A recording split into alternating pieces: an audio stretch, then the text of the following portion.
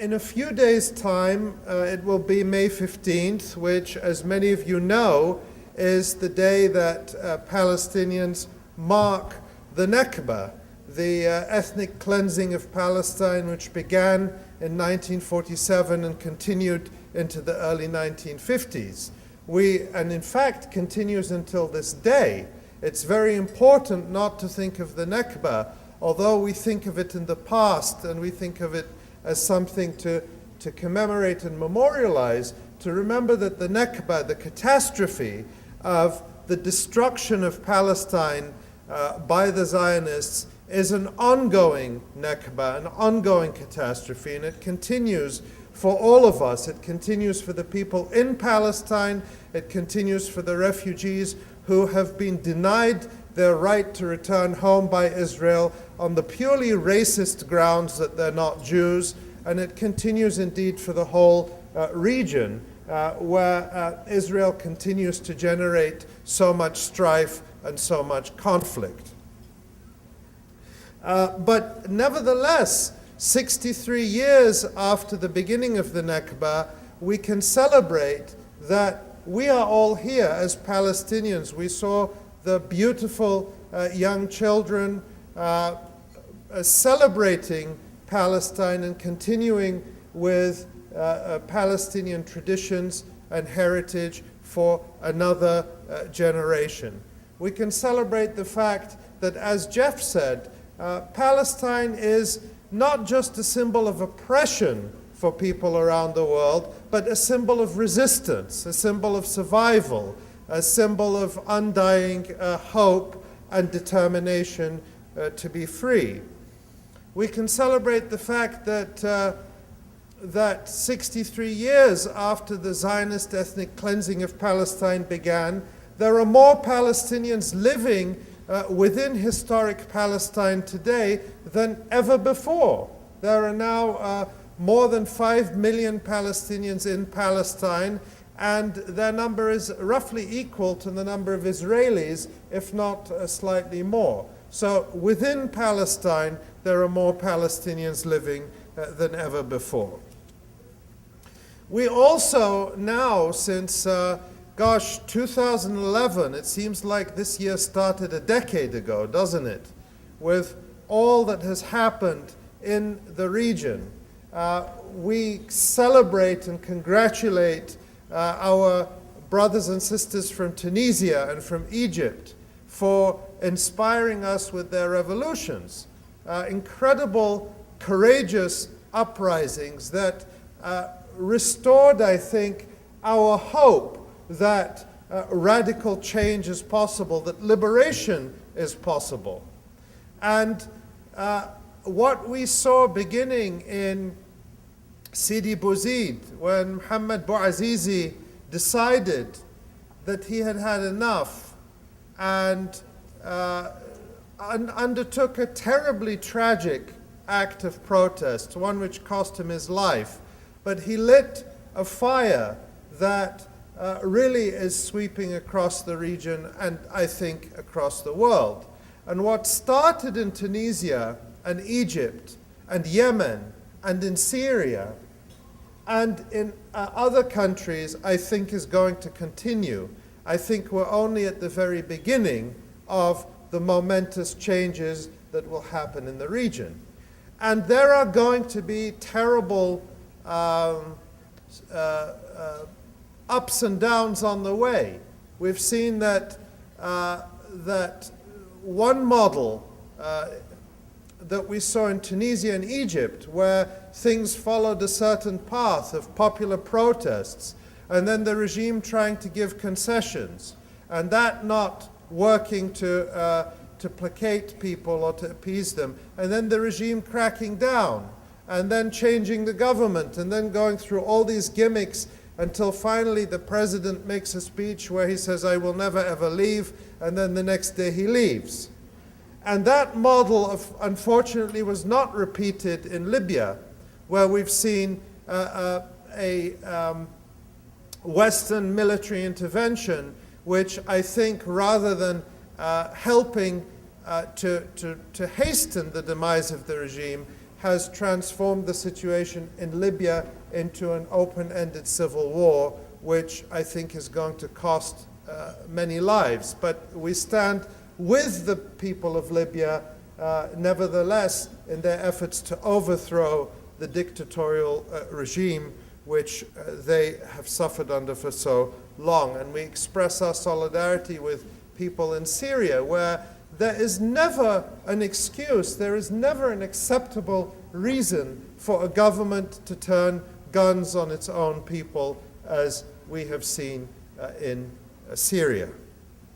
But despite these terrible ups and downs, I'm convinced that the process that started is going to continue, and that people will insist on being free.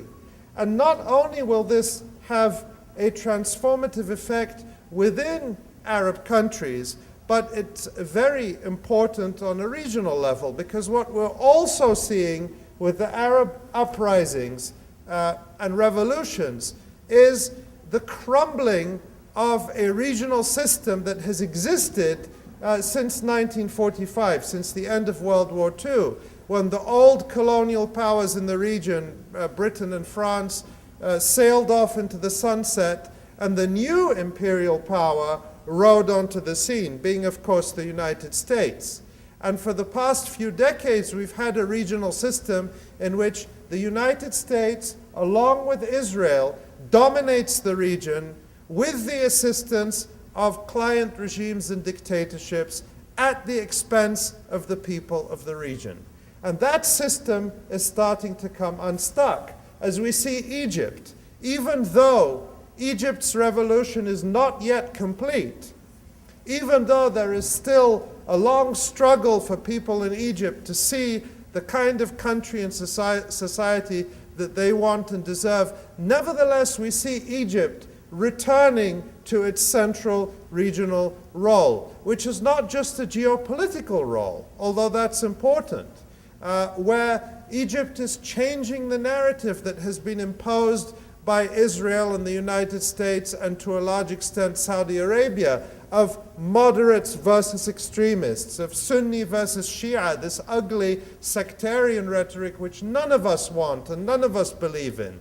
And Egypt is rebuilding its relations with Iran, is taking a firmer line with Israel and saying, well, we have a peace treaty with Israel, but a peace treaty doesn't require us to go to war against the Palestinians and to go to war against our other Arabs and to stand silent while Israel commits crimes at the expense of our Arab brothers and sisters. So Egypt is already beginning to shift back to a central role in the region, and that will continue, and it will have big implications.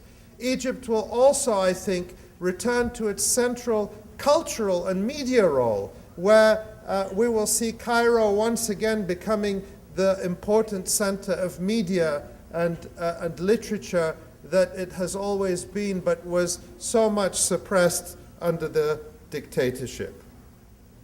And of course, these changes will have an impact in Palestine, and already are. And we've seen some momentous events in the past few days and weeks that I want to talk about, and I think are important.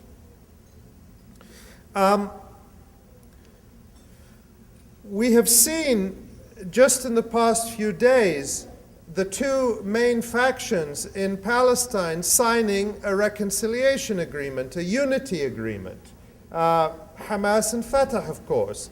And I don't think there is a single Palestinian, I've never met one, who is against unity, who wants to see Palestinians divided, who doesn't yearn for Palestinians to be a united front in the face of the oppression that they're struggling against.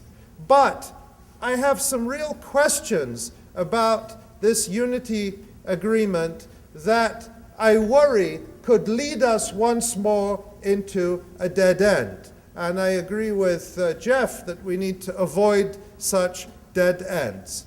We need to ask ourselves what the essence of unity is. What is it that we are united about? If this is unity between factions so they can share seats in a Palestinian Authority that has no real power over the lives of Palestinians and simply serves as a fig leaf for the occupation. That might be unity that serves them, but it doesn't serve the Palestinian people.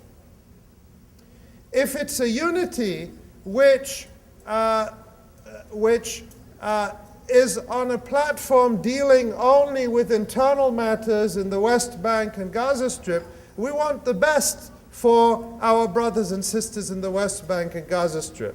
But we have to be careful not to allow the Palestinian national movement and the Palestinian struggle to be reduced to the municipal affairs of the West Bank and Gaza Strip and who holds which ministry and who does what. The Palestinian issue is much bigger than the West Bank and Gaza Strip, and it involves the refugees in the diaspora, all of us, or many of us here in this room, and the Palestinians within the 1948 areas, the Palestinian citizens of Israel. And none of us have had a voice in any of this, and so that is crucially important. The other thing that you will not hear me doing very often is agreeing with Benjamin Netanyahu. But he said something that I think ought to make us reflect. He said when this unity deal was announced that Mahmoud Abbas, the leader of the Palestinian Authority, had to choose peace with Israel or peace with Hamas. And in a sense, he's right, because in practice, the Palestinian Authority of Abbas has had a kind of a peace with Israel. Not justice, but peace. And this is in the form of what they call a security coordination, where the Palestinian security forces are actually working very, very closely with the Israeli army, largely to suppress Hamas, but not only Hamas. They also have arrested many Palestinians from many other factions, many activists engaged in the nonviolent struggle against the occupation. They've shut down hundreds of charities, and it's very clear the United States, which supplies the aid, the military aid to the Palestinian Authority, has made it very clear that the job of the Palestinian security forces is to help Israel to crack down on opposition to the occupation.